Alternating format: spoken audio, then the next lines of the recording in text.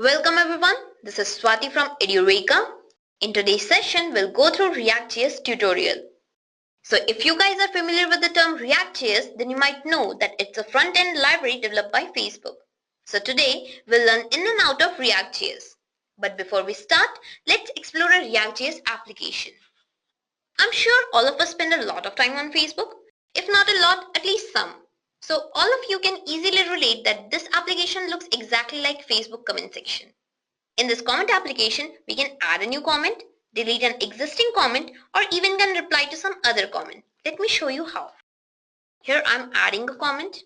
I can delete my comment. I can even delete some others comment if I have the authority, and then I can reply to others comment like this. Perhaps you would have noticed whether I'm adding or deleting comments, only that section is getting updated instead of the entire page. So what I'm trying to say is that we do not have to reload or refresh the entire application to see the updates. So how exactly is this happening? Well, this is the magic of React.js, and that is what we are going to learn today.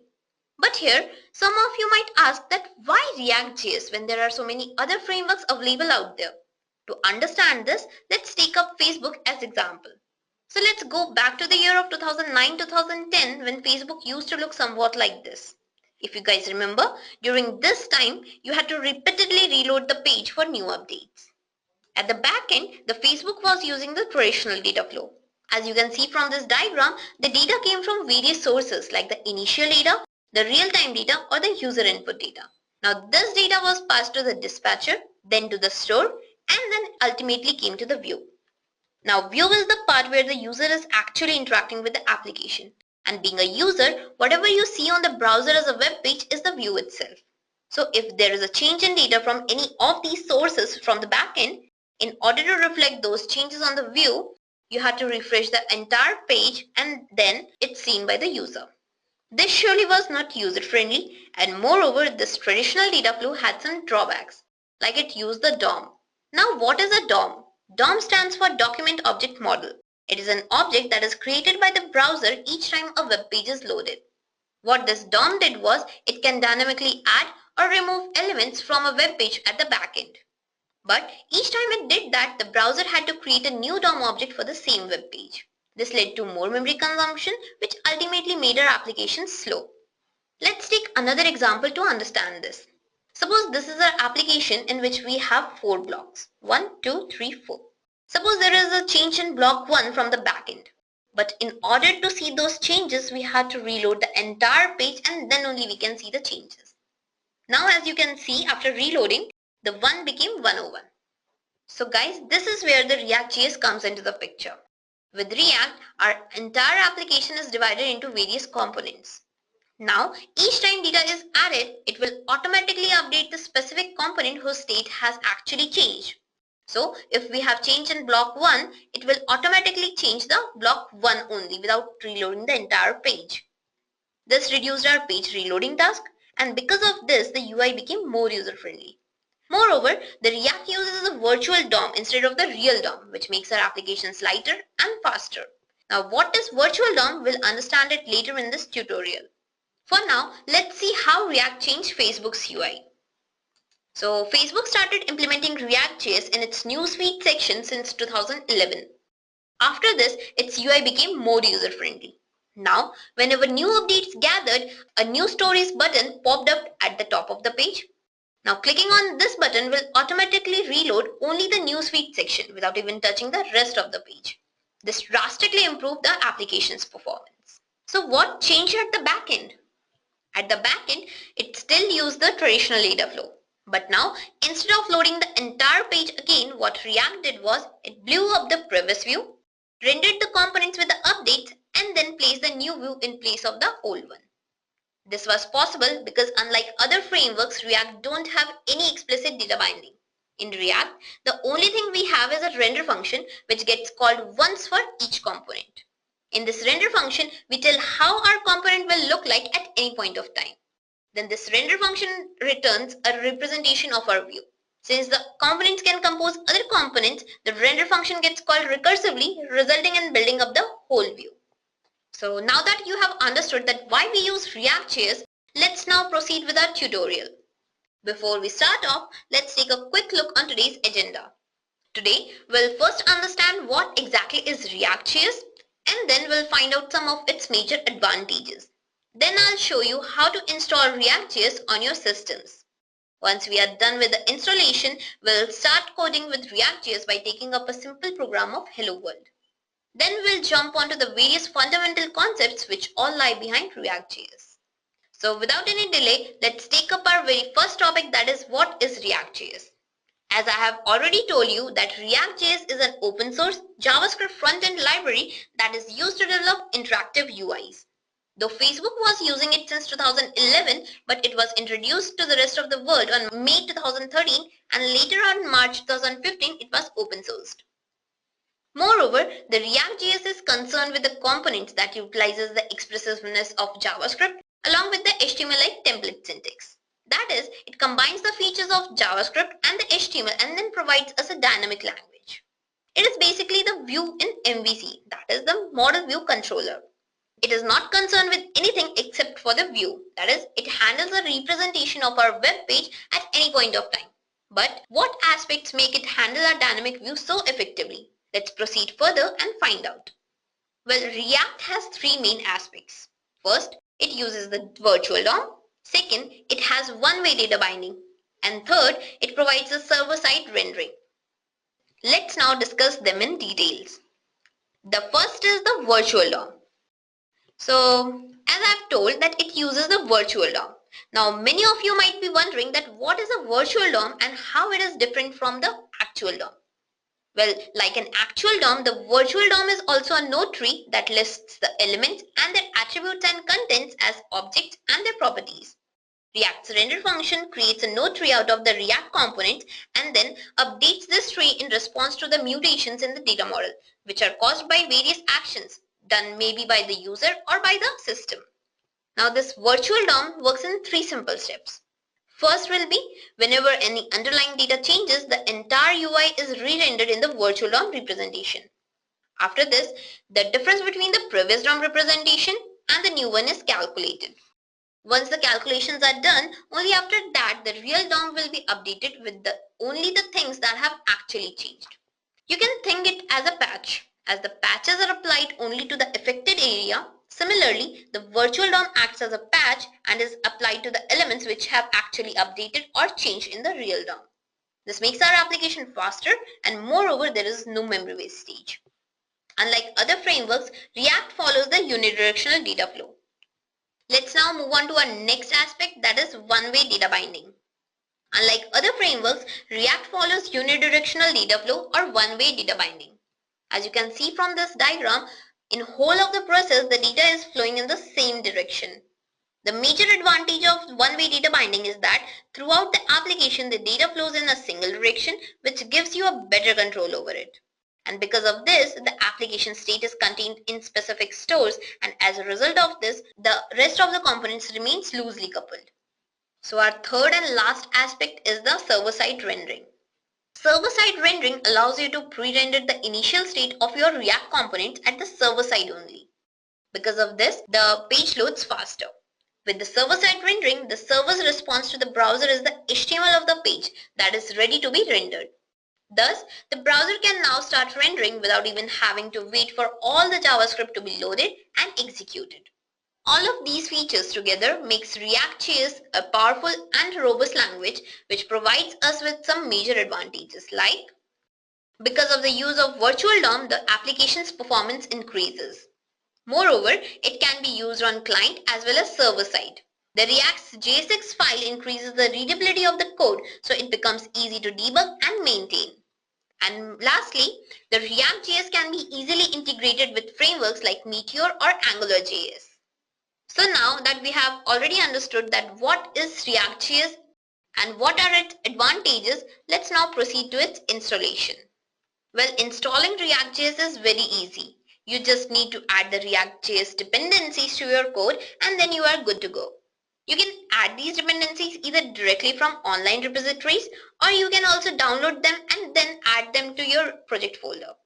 As you can see from this code, I have added the dependencies here from the online repositories. Now, let me show you how to add the dependencies after downloading them. For that, you need to go back to your project folder. So now this is my project folder.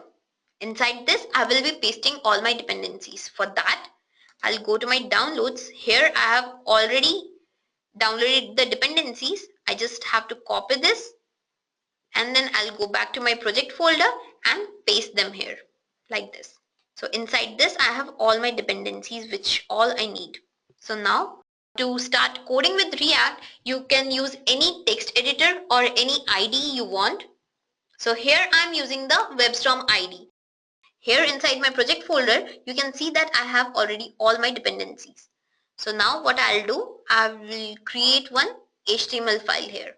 Let me name it as index. Now in this HTML file, we have to provide it with some title, like I have given it demo. Okay, so now inside the head of this file, now we have to tell that we have the dependencies. So using the script tag, we will add the dependencies one by one. So let me see the source, and my dependency source is the build folder. In this first dependency which I need to add is the react.min.js. Now this is the main React dependency that you will need. Like this, I have to add the rest of the dependencies. Okay, so now I'm done with adding my dependencies. So next thing what I have to do is I have to create one division. I have to create one division so that I can display my React code over here. So I will give this division one ID as well. Okay, so here I have given the ID as content. So for now we are done with this HTML file. Now we have to create one ReactJS file. So for that we will create one file. Let me name it as script.jsx. So this JSX file is the file in which we will add all the React code. Now JSX is a type of syntax that you can just type and it's very easy to understand. In React, as you know, that everything is a component and each component needs a class to survive. So first we have to create a component and then provide a class for it. So let me just create one component. Okay, so as you can see, I have created one component named my component and then I have created one class. So now I have created one component with the name my component and then I have provided one class for it to survive. Now inside this class, I will be adding all the functions and the attributes that my class is going to do. So now each component has one render function which returns an HTML representation. So here we'll add the render function which will contain what we want to display. So since we are going to return the hello world just, so here first let me just create the render function. So render, this is a function. Okay, since this will be returning an HTML representation, so inside the return I have to write, okay, we are returning only the hello world, so I'll write hello world. Okay, so just save it. So now we are done with creating our component. Now you have to tell React that you want this component to be displayed over here. So for that, okay, so here we are calling the render function of React DOM. Now inside this function, I'll tell that I want my component to be displayed on the HTML page. So for that, I will fetch it by its ID. So I'll call document.getElement by ID, since we have given the ID and its ID is content. Okay, so now here we are done with our JSX file. Just save it, go back to the HTML file. So now you can think this JSX file as external CSS or JavaScript. As we refer this file in our HTML file, similarly we have to tell our HTML file that we have our React.js code in some other file. So for that I'll say script and its source is script.jsx. Okay, so one thing we need to add here is its type. So its type is text babel. Okay, now we are done with both of the files. Now what I need to do is just run this file. So now you can see that hello world it's showing. That means we have successfully compiled our program. And this is how the React.js is working. So here you will see that I've written the same program here. Okay, and this is my HTML file, and then this is what we saw in the output. Since we are done with our first program, let's now find out the various fundamental concepts working behind it. Here, first we'll understand what is a JSX file and how it is used. Then we'll learn about the components and its different forms. After this, we'll find out what are props followed by the states.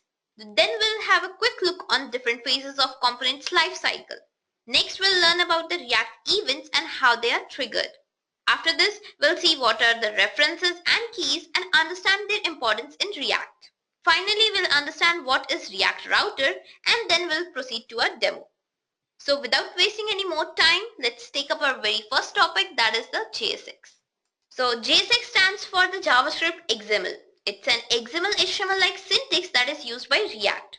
This syntax extends the ECMAScript so that the XML HTML-like text can coexist with JavaScript React code. This syntax is used by the preprocessors to transform the HTML-like syntax that is found in JavaScript files into standard JavaScript objects. With this file, instead of just embedding the JavaScript into HTML, we can embed the HTML into the JavaScript as well.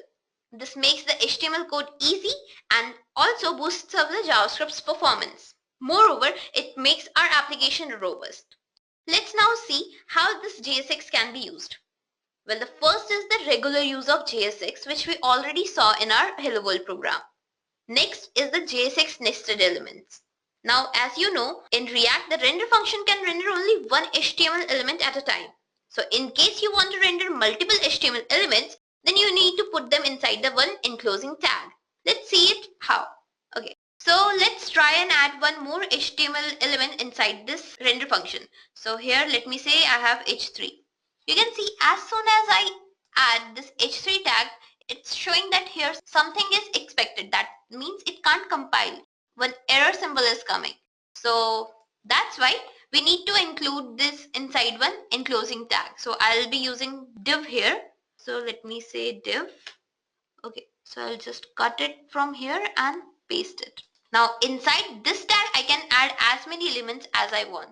So let me just use h1. You can use any tag you want. So just okay.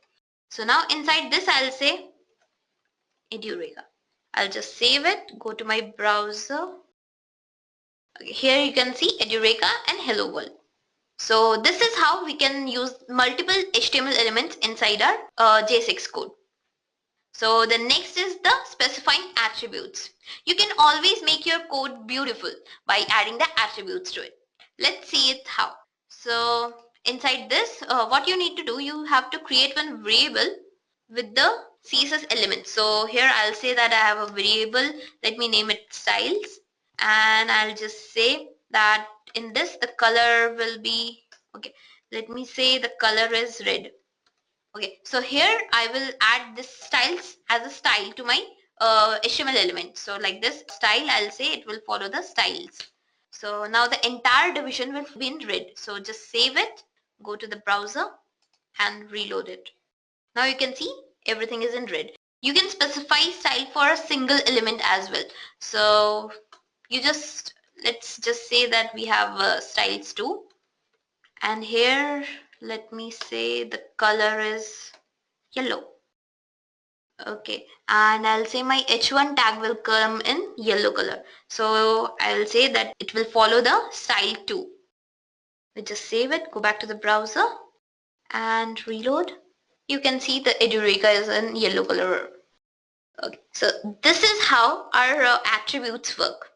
So the next is embedding JavaScript into JSX. As in normal HTML, we embed the JavaScript expressions. Similarly, here also we can add the JavaScript expressions directly into the code.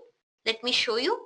Okay, I'll go to the ID and I'll just say, I'll take one h3 tag, and inside I'll say just sum is something. I'll throw in some random numbers over here. So let me just say, save it, go back, and here it will give me the sum. So the sum is 13. So like this we can use JSX in different forms. Okay, so here we are done with all the uses of JSX. Let's now move to our next topic, that is the component. Since the beginning I'm saying that in React everything is a component. So now let's find out what actually this component is. To understand this, let's again go back to Facebook. As you can see, this is a Facebook page. Now this page is divided into various components, like this is a component, this is also a component, and again this is also a component. Like this, there are many more components over here. Since in React, everything is a component and each component returns a DOM object, it results in splitting up the entire UI into various independent and reusable pieces. To understand this better, imagine the entire UI as a tree. Here, the starting component becomes the root and each of the independent pieces becomes the branches, and which are further divided into sub-branches. Now, this pattern keeps our UI organized, and moreover, it allows the data and state changes to logically flow from the root to the branches and then to the sub-branches. Moreover, the component can always refer to other components. Let's see how this is happening. Okay, so here I have one component named my component. So let me just create few more components over here. For this, again, I'll use the variable and let me name it as header. So here I'll call the react.create class. So inside this, again, I'll create one render function.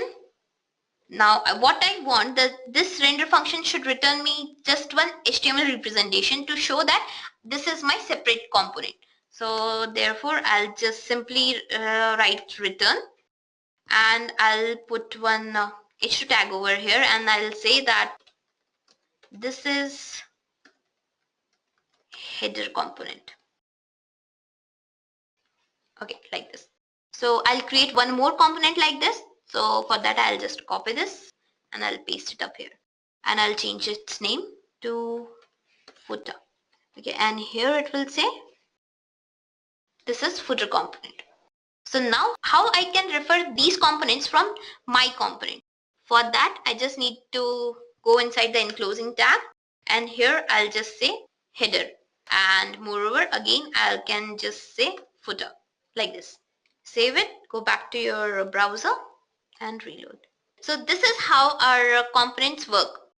We can call one component from other component, as we have seen.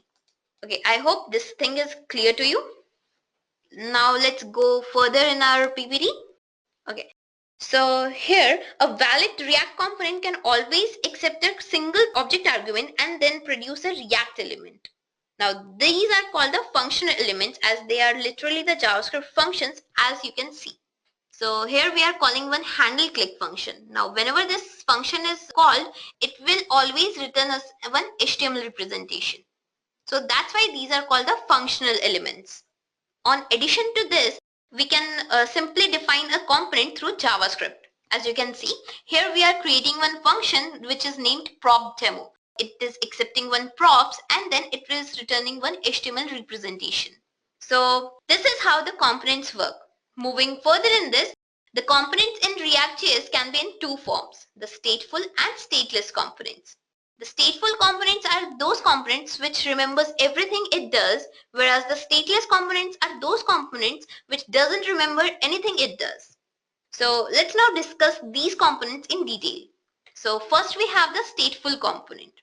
These are the core components which store information about this component state in the memory. Now these components can change the states as well. They contain the knowledge of the past, current, and future possible changes in state of the component. In case there is a change in state, they will always receive the information from the stateless components. Thus, these components are called the smart or active components. Next, we have the stateless components. These are the stateless components which always calculates the internal state of a component. They can never change the state. Moreover, they do not contain any knowledge of the past, current, as well as possible future changes of the state of a component. These stateless components provide the referential transparency. That is, for same set of inputs, it will always generate same output. Thus, these components are called the dumb components. Now, I hope you have the fair understanding about the components. So now, let's move on to our next topic, that is props. The simplest way of describing props would be to say that they function similar to HTML attributes. These are the read-only components which provide configurational values. Thus, by using the props, we can always pass data from parent component to a child component.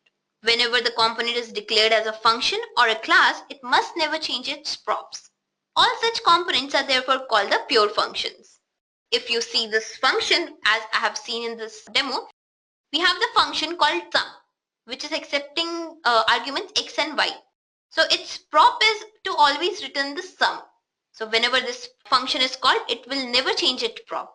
In React, the only rule we have and that we must follow is all React components must act like pure functions with respect to their props. So let's find out how it's happening with the help of practical demo.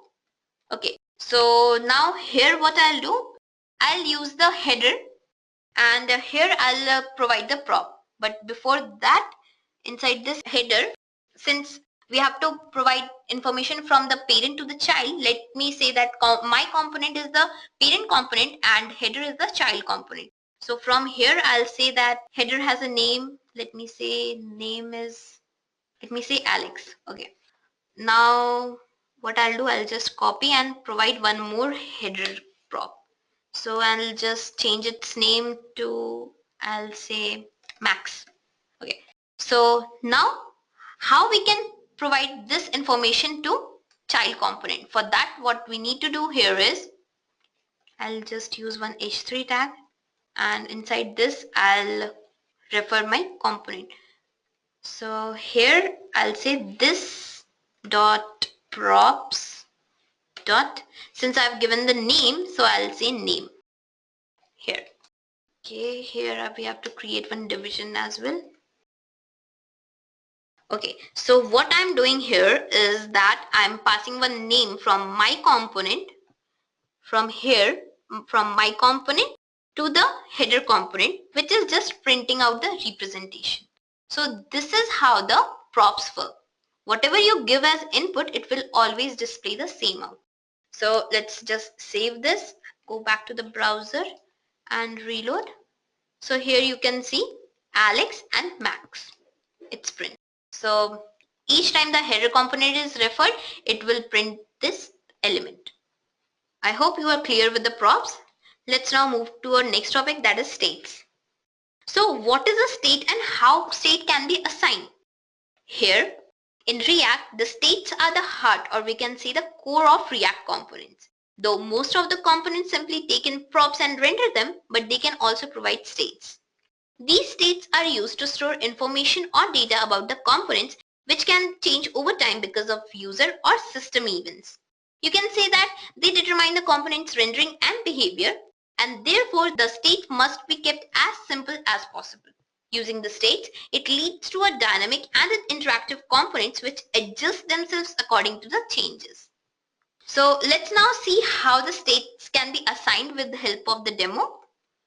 Okay, so since we have already used the props, I'll use this footer to show the state. Now to access a state, first we need to assign one initial state to the component because by default its state will be set to null. So for that, I'll call one function. It's called getInitialState. And see, inside this class, I have two functions. So I need to separate them. So I'll put one comma over here. Inside footer, I'll say I have user and let me set its initial state to, I'll say Edureka. So it's the user initial state is Edureka. So now whenever we call this user, it will always display the Edureka. Now how can we refer to this? For this, what we need to do is, okay, now I'll add one div over here. You just cut this from here and paste it. And now here I'll say I have one h1 tag and here I'll refer to the state. So to refer to the current state, what you need to call is this dot state and our element name is user. So here you will say user like this. Save it, go back to the browser and reload it. See, so our user is Edureka. To make it more clear, let's go back to the, and here I'll say user is Edureka. Moreover, you can put any number of elements you want. Let me just say I have one ID also whose default state is 101. I'll save it and inside this I'll say, okay, here I'll use one break and then I'll say ID is, and again I'll refer this thing with this dot state dot ID. So now again go back to the browser and reload it. So here you can see user is Edureka and ID is 101. So this is how we set the initial state. But as I have told you that we can change the state as well. So let me just say that after some time, these two elements change their state.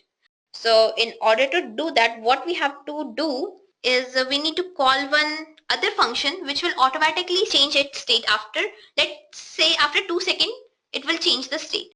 So I'll call the set timeout function and it will automatically after 2 seconds, let me say that 2 seconds, it will change the state. So I'll write 2 seconds and after 2 seconds, it will call one function. So let me write that function as well. Okay, so now inside this function, I'll call this dot set state inside set state. So inside this state function, what I'll say that my username should change from Edureka to, let me say, Swati, and my ID should change from 101 to, let me say, 303. Okay, so let's now just save it, go back to the browser and reload this. So now you can see the user is Edureka and ID is Swati.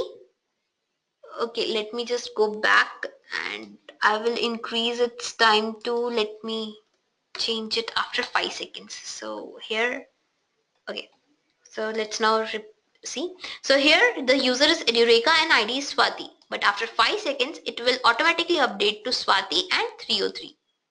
So this is how the React works. It will automatically update the DOM manipulations for us, and because of this the applications become extremely fast. So the state is mainly used if the component has some internal value and moreover which doesn't affect any other component. Then only we can use the states. So I hope you guys are clear with the state. Okay, so let's move to our next topic, that is life cycle of the components. So React provides various methods which notifies when a certain stage of life cycle of a component occurs, and these methods are called the life cycle methods.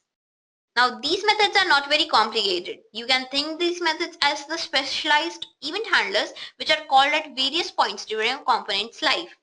You can add your own code to these methods to perform various tasks.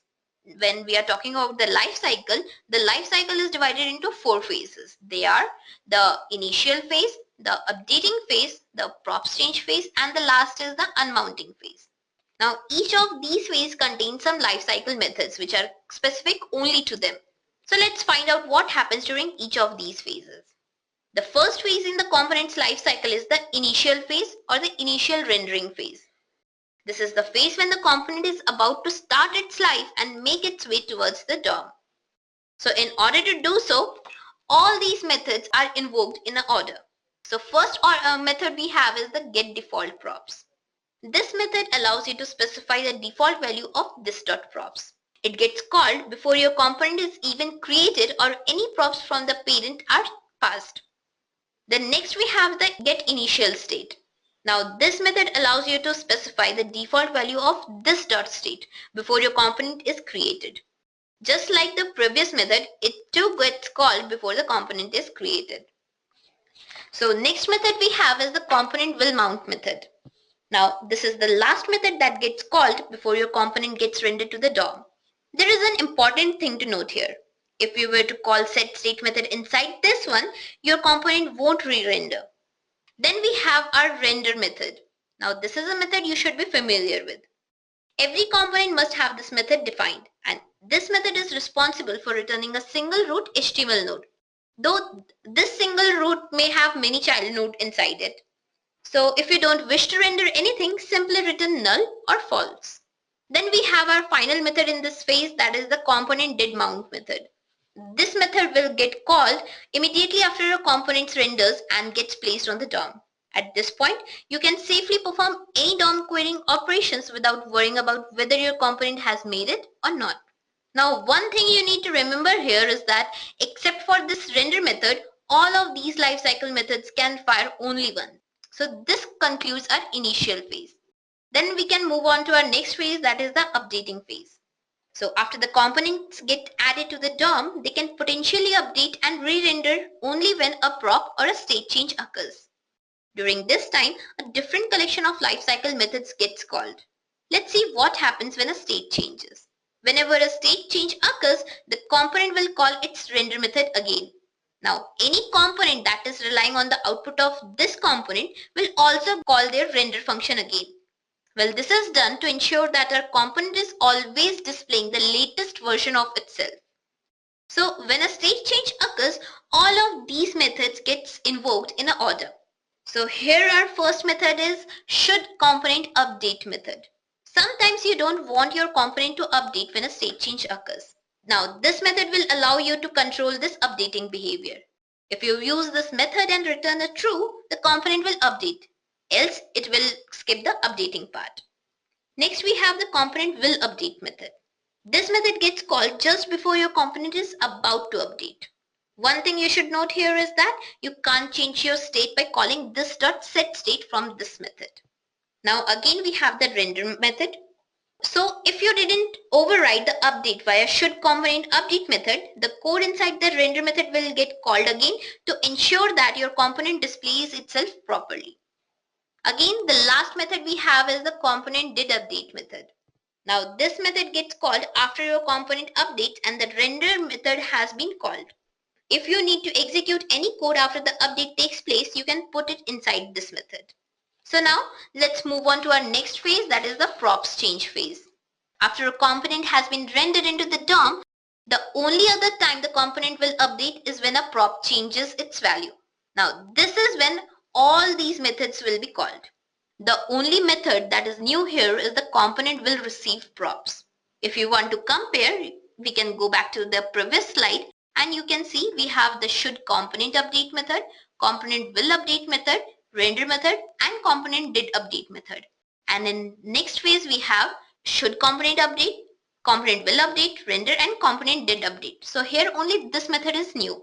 Now this method returns one argument and this argument contains the new prop value that is about to be assigned to it. The rest of the lifecycle methods behave identical to the methods which we saw in the previous phase. So this is how the props change phase is completed. Now move on to our last phase, that is the unmounting phase. Now this is the phase when the component is destroyed and removed from the DOM. There is only one lifecycle method over here, that is the component will unmount method. You can perform any cleanup related tasks here, such as removing the event listener, stopping the timers, etc.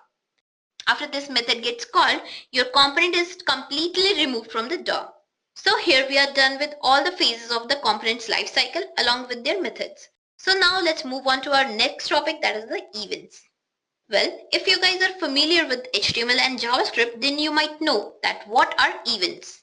In React also, events are the triggered reactions to specific actions like mouse hover, mouse click, key press, etc. Handling these events are very similar to handling the events in DOM, but here are some syntactical differences. In React, the events are named using the camel case instead of using the lowercase. Moreover, in React, the events are passed as functions rather than the strings. Here the event argument contains a set of properties which are specific to an event. What I'm trying to say is that each event type contains its own properties and behavior which can be accessed only via its event handler. Moreover, in other UIs, one event handler is assigned for each event, which leads to more memory consumption and also makes our work tedious. But in React, the event handler is not attached to the DOM elements directly. Rather, it only uses the root event handler which is responsible for listening to all the events and then calls the appropriate event handler as per need. Let's now see how the event is created and triggered practically. So to make you understand, I'll be using one demo code here. Let me show you how it will be looking. So I'll show you how the events work by the help of this example. Here I have one bulb now and one button with me. So clicking on this button will turn on the bulb and again when we click it will turn off. So let's see how this is happening. For this, let's go back to our code. Okay, so now what I'll do, I'll leave this file like this and I'll create one more JSX file. So here I'll say event script.jsx.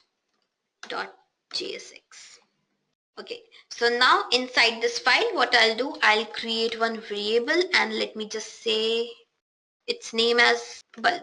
Okay, so again we'll call react.create class, and inside this first we have to mention our render function. Okay, now inside this render function I'll say that I have one image and just close it, and I'll say that it's coming from some source. I'll name that source later. Then we have one button over here. Okay, so I forgot to put it inside the division. So here div, just cut it and paste it over here. Okay, so it's fine now. And now I'll add one button over here. Okay, here I'll say that this button, on clicking this button, something happens. So what will happen, I'll write it later. For now, let me just name it as click me. Okay, so here we have one button, clicking on which it will do something, and here is one image which will be shown. Okay, so here we are done with the render function. Since we want on our HTML page, we want one button plus one bulb. So here we have described both of the things. Now we have to set one initial state for our bulb status. So let me say get initial state, and this is a function, and since inside this bulbs class we have two functions, we have to again separate these, and inside this we will say that okay, let's return the status. Let me set the status first. So I'll say the bulb status is, by default it's false. So now inside this I have to add two images as well, because on the page we are displaying the images. For that I'll go to my downloads. Okay, here I have already downloaded two images. I'll copy them, come back to my project, and here I'll say that I need one directory and I'll name it as image. So now inside this I'll just paste them. Now here you can see I have both 1 and 2 image. So this is the initial state, but now we want that on clicking this button, something should happen. So let us create one function to tell what exactly will happen on clicking the button. So for that I'll say that we have one function named switch. So this is a function, again separate it. So now this function will change the status from false to true and true to false, because we want on each click the status should change. So here what I'll say is this dot set state. Okay, inside this I'll say that my status should change. So for that I'll say status should always change from whatever the current state is. So for that, this dot state dot status, and we want each time the state to change. So for that I'll say not. So whatever the current state is it will always change it to the opposite one. So if it is true, it will change it to false, and if it's false, it will change it to true. Now we have to provide the source. For this, what I need to do is inside this render function. Okay, so here we have to put this code inside the return, which I forgot. Okay, return, since return, it will return as the HTML representation, you must remember this thing. Okay, so now inside this one, what I'll do, I'll say I have one variable and I'll say disp bulb, means display bulb. So which bulb will it display? So here I will put the sources along with the conditional operator. Whatever the condition is, according to that it will display the bulb. So I'll say this dot state dot status. If this returns a false, it will show the image 1, and if it is true, it will return the image 2. So for that I'll give the path of the image, that is image2.png. So this is the folder where my image is, and this is the name of my file. Versus when my condition is false, it will show image slash first image, that is image slash png. Okay, just save it. Okay, so like this is, we are changing the image over here. So here I'll say that image source is dispel. So depending on the condition, it will automatically retrieve the image. Okay, here we are done. So here what is happening, depending on the condition, the image will change. But now we have to tell it also that on clicking the button, you have to do this thing. So for that, here I'll say that this dot switch, that whenever I click on my button, then switch function should be called. So for that, I have written this dot switch. Here we'll call the React DOM dot render. Okay, and inside this I'll say that grab this bulb component and display it over the HTML page whose ID is content. So here we are done. So save this, go back to the HTML file and tell it that our JSX file is now eventscript.jsx. So just save this now and run it. Now you can see we have a bulb along with a button. Now clicking on this will turn this on, and again if we click, it will again turn off. So this is how the events are created in React. So now I hope that you can create your own events. So let's take up our next topic, that is refs. Ref stands for the references. Now in React, a parent component can interact with its child components only through props. So if you want to modify the child, you need to re-render it with the new props. This is the typical data flow. So in case you want to modify the child without following the typical flow, what you need to do is make the child an instance of the React component or the DOM element. In such cases only you can use a reference. Now the ref attribute makes it possible to store a reference to a particular React element or a component returned by its component's render function. Now this can be valuable when you need to reference it from within another component or render function. As you can see here, one of my render function is returning one reference which is then used by another component's render function. So let's now see how this works practically. So here I'll go back to my code. Here what I'll do, I'll create one more script file because I don't want to confuse you guys with all these stuff. So here I'll create one more file and I'll just name it as ref script.jsx. Okay. So what I'll do here, I'll create one variable. Let me name it as ref component. And again, I have to create one class. For this, I'll call React.createClass. Okay, so inside this, I'll be putting my functions. So here, first of all, I have to create one render function. So this render function will always return me something. Okay, so here, let me create one division first. So what here I'll do, I'll create one input text box along with a button. So inside this text box, you have to type your name, which I'll take and display it back to the web page. So how we can do it with help of reference, we'll see. So first, let me say that I'll use one h2 tag here and I'll say the name. So here inside this, I'll create one input element.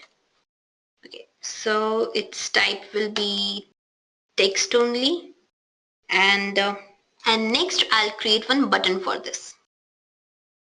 Let me say click.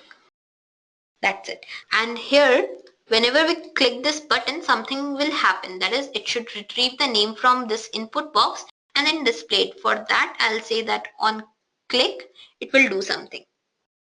So for now, we are done with this. So how the references are created now? So here, whatever we get as input, I want this to refer by this method.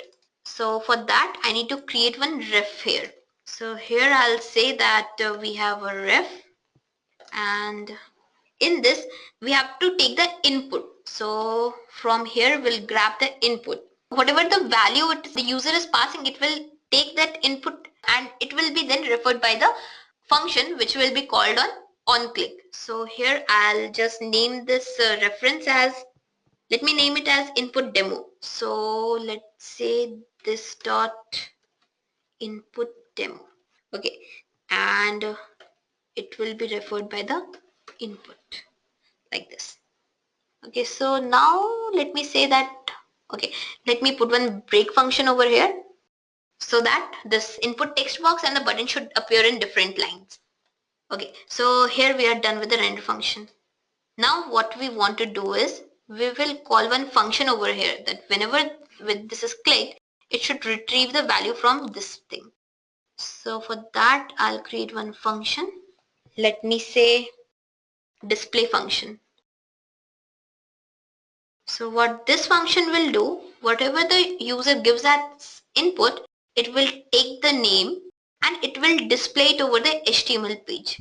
So for that I need to create one more. Let me say I have h1 tag over here and I'll say hi to whatever the name is. So here I want to display my user's name.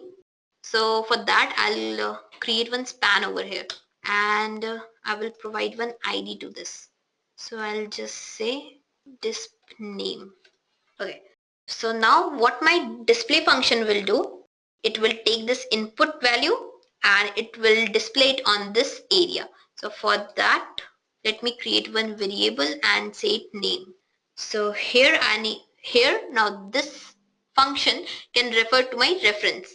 So to refer this, we'll say this dot whatever our reference name is, that is input demo. I'll just copy this and paste it here and then I'll say that receive its value.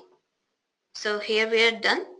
So one thing here which we need to do is we have to display this name, whatever the value is in name, we have to display it over here. So for that what we need to do is, as you know, to display it on the web page we have to use the inner HTML, and for that we have to get the span by its ID. So get element by ID and the ID name is disp name,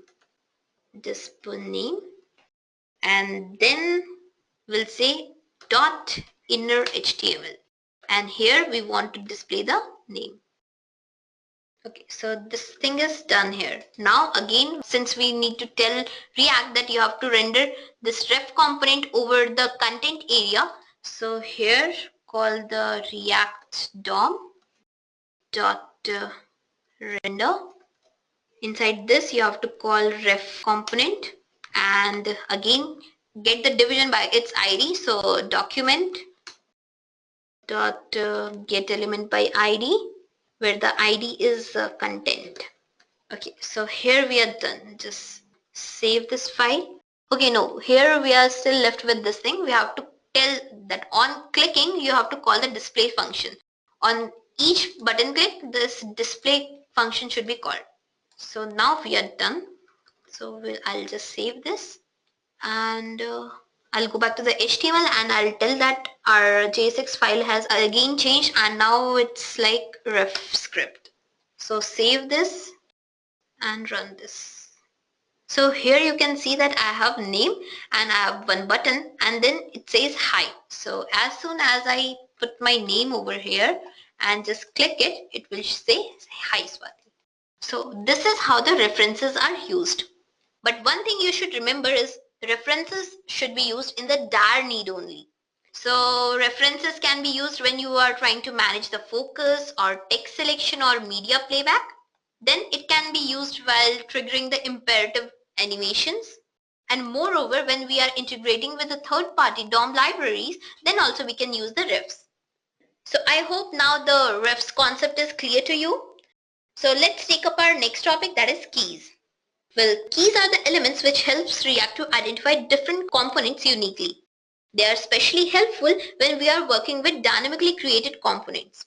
Assigning the key value will help you identify the components uniquely even after they have changed. As you can see from this diagram, here we have two components with different key values. One with key 101 and one with key 102. Now these are rendered for the first time. So the React will render them without any problem. But next time when we try to render them, here the component 1's key value is same, whereas component 2's key value has changed. So now the React will render only the second component, not the first one, as the first component's key is same. So here the React will think that as the key haven't changed, so the element is same, so no need to render this one, and it will go ahead and render the second component. So this is how the key works in React. Now finally we come to our last topic, that is router. In React, router is a powerful routing library that is built on the top of React framework. Using the router, we can quickly add new screens and flows to the application. It keeps the entire URL in sync with the data that is being displayed in the web page. Moreover, it provides us some of the major advantages, like it can easily understand different views of the application. It can restore any state and view of the application just by using a simple URL. Along with this, it can efficiently handle the nested views and resolution. With React Router, the state of the components can be easily restored by the user himself just by navigating backward or forward. Moreover, by the router, we can maintain a standardized structure and behavior of the application. Also, it can do implicit CSS transitions while navigating only. So here we are done with our router also. I hope now you understand about React.js thoroughly. What it is, how it is implemented, and what all things we can do with it you know now. So I think you guys are ready to create one application with React.js. Thus, without any more delay, let's now find out the code behind our Facebook comment application which I used in the beginning. So if you guys remember, I showed the demo of this application. So now we'll see what are the codes which are working behind this application. Okay guys, so here we are with our code. So to save time, I have already created the HTML, the PHP and the CSS files, which all I am going to use in my application. And moreover, I have already downloaded the pictures also, so that I can display the profile pictures if you remember from that application. Okay, so this is our HTML file. I have included the dependencies here, and I have told that I have one script.js extension. So I'll be naming my JSX file as script only. And here I have added the CSS style sheet as well. So now, next step, what we have to do is create the JSX file. So without any delay, let's get started with it. So inside this, as we were doing earlier, we'll create one script.jsx. Okay, so now inside this file, I'll be creating some components along with their functions, and these all components will be doing some or the other work. So here first we'll start off by creating the base. Means first we'll create one wall in which all our comments will be posted. For that I'll create one component named wall form, and then inside this I'll be putting some functions like get initial state, means to set different states. I'll be setting different states inside this, and then finally I'll use one render function which will be displaying one text area. So without any delay, let's quickly start.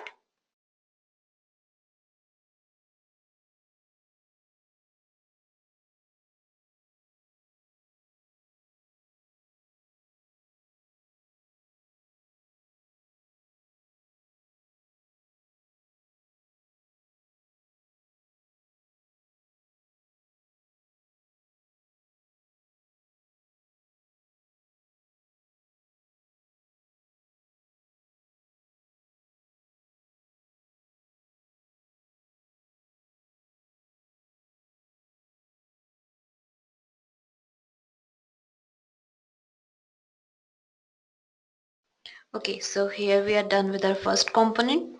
Now let's move on and create one another component, and let me just name it as where comment form. So now what this comment is doing, that it will accept all the new comments and it will at the back end process them and integrate them with this wall. So for that again we'll set the initial state and then tell that how many phases it will go through, and then we'll put it to the render function. So let's quickly do that.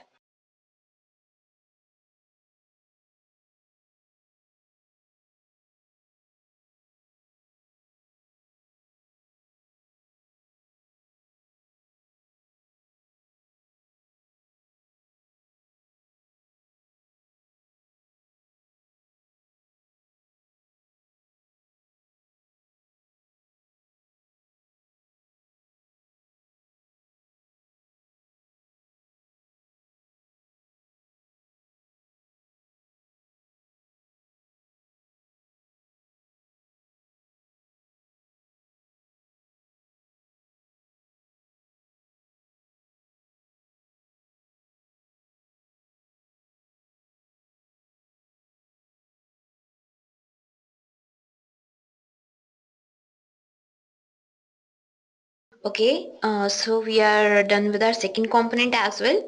Now let's move on to our third component, that is where, let me say, comment grid. Okay, so now this component will be taking the comments and then it will link them to a particular user. I have specified 4 users in my PHP files. Now, whichever the user will add the comment, it will take the comment and it will just integrate with it at the backend.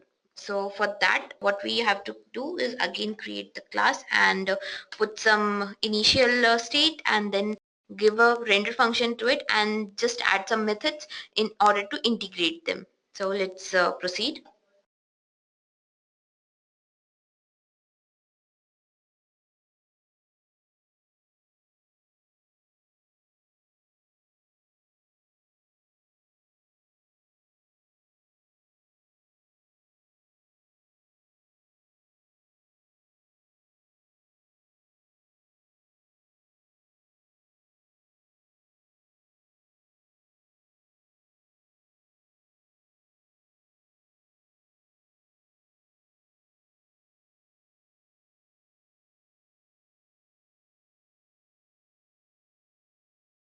So here, as you can see, in this render function, we'll provide one division in which we'll place our comments along with its related profile pic.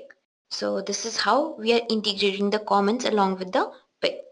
So now we'll create one other component and now let me name this as comment block. So now this comment will be displaying the comments along with its user in order they are inserted. Like in this, what we are doing, we are presenting one representation. This component will be taking in the comment and integrating it with its related profile pic. And then this block, what will do, it will display it back on the HTML page. So for that, let's see.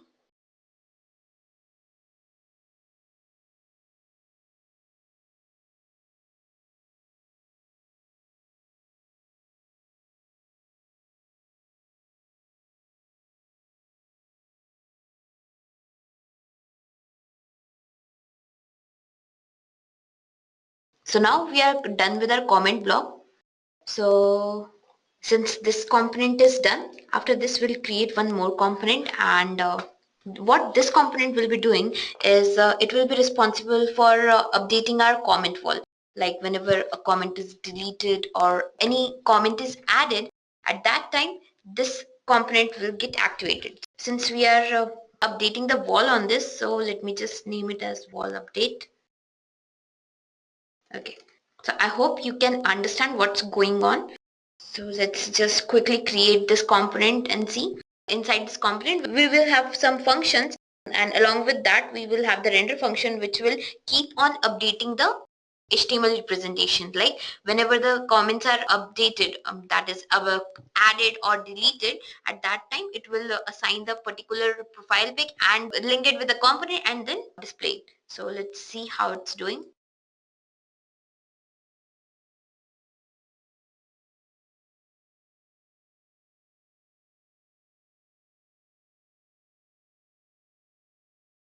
Okay, so here we are done with our update wall updates and then okay, so here we'll create one more component, that is wall feed, and now this component will be responsible for maintaining all the comments on the wall.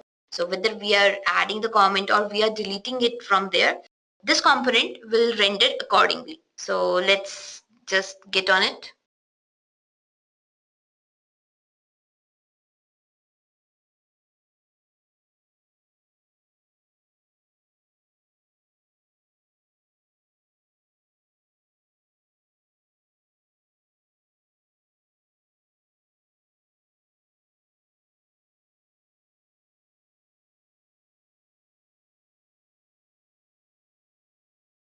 Okay, so finally we'll create one final component. So this will be the component which will be triggering the render function. From this component, rest all the components will be triggered. So basically, this is the component which will be responsible for our view. So let's get started with this one.